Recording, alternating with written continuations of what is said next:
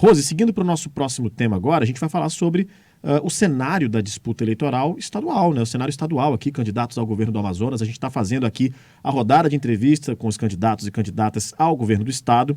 E você, inclusive, pôde noticiar nacionalmente qual é o cenário aqui do estado do Amazonas, né? Com uma reportagem que foi publicada em nível nacional com a Folha de São Paulo, né? Sobre o grande mote dessa eleição, que nós temos aí um governador disputando a reeleição contra 2 ex-governadores, né, que são os que aparecem nas cabeças, nas pesquisas, né, Rose? Tem isso para a gente falar também.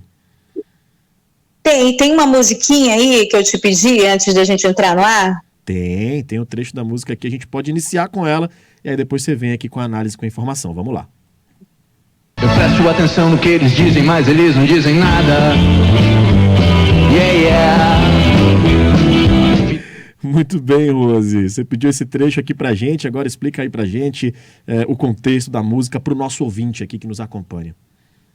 Pois é, esse verso aí do Humberto Gessinger, do Engenheiros do Havaí, eu acho que demonstra muito bem o que foi essa campanha. A gente está entrando aí nos últimos dias da campanha, nos últimos 10 dias, a gente não viu uma campanha pautada pelos principais problemas do estado do Amazonas. É muito mais uma campanha de medida, de marketing, muito medida do que tem engajamento e repercussão positiva pelas redes sociais. Tem uma outra lógica, uma outra dinâmica de conteúdo, Rafael. Então, eu andei fazendo pesquisas para matérias que serão publicadas nos próximos dias sobre os principais problemas e desafios na área ambiental, na questão indígena, na questão da segurança pública, na questão da saúde, a pandemia, deu um baile, né, uma aula para a gente do que são os principais problemas no estado, mas a gente não vê isso nas candidaturas. O debate definitivamente não é esse.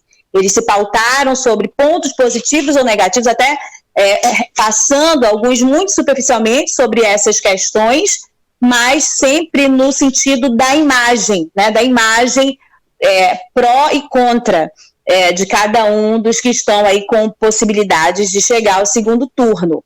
Um dado que a gente precisa observar também é que na última semana as pesquisas, incluindo a IPEC, né, mostraram que o governador assumiu uma dianteira que era por muito tempo, há quase 2 anos, de Amazonino Mendes. No início dessa campanha, nós tínhamos um cenário que dava certeza de Amazonino Mendes no segundo turno e uma disputa entre Eduardo Braga e Wilson Lima por essa vaga no segundo turno. A gente falou isso aqui várias vezes, em várias ocasiões.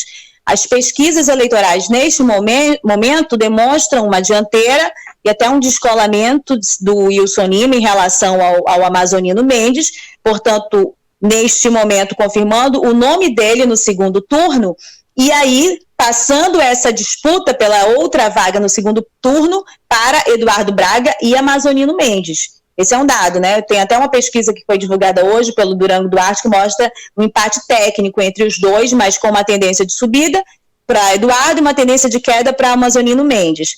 Esse é um dado que a gente também observa do que está sendo apresentado nas campanhas. Isso é um fato, isso não quer dizer lado, é um fato. Eduardo Braga, em que pese todas as circunstâncias que foram impostas pelo próprio jogo do Wilson Lima, em função da potência da máquina, isso vem sendo demonstrado desde aquela época das filiações, o Eduardo Braga conseguiu, nas suas articulações, desenvolver uma forma de fazer campanha. A gente não pode dizer que ele não tem campanha, ele tem campanha no interior, tem campanha na rua, em Manaus também, tem demonstrado isso, e o apoiamento, sobretudo, do Lula, né, em relação a essa candidatura dele.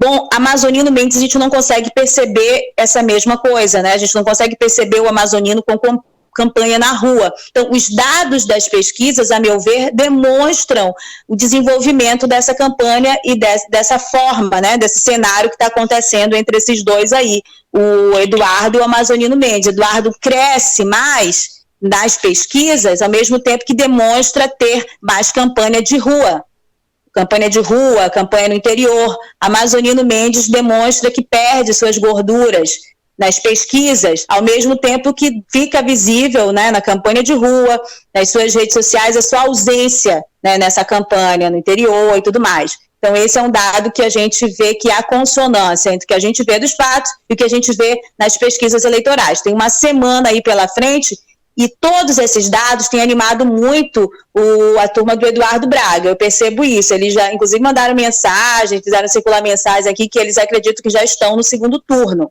Mas isso num cenário que hoje demonstra empate técnico entre ele e Amazonino Mendes. Esse é um dado.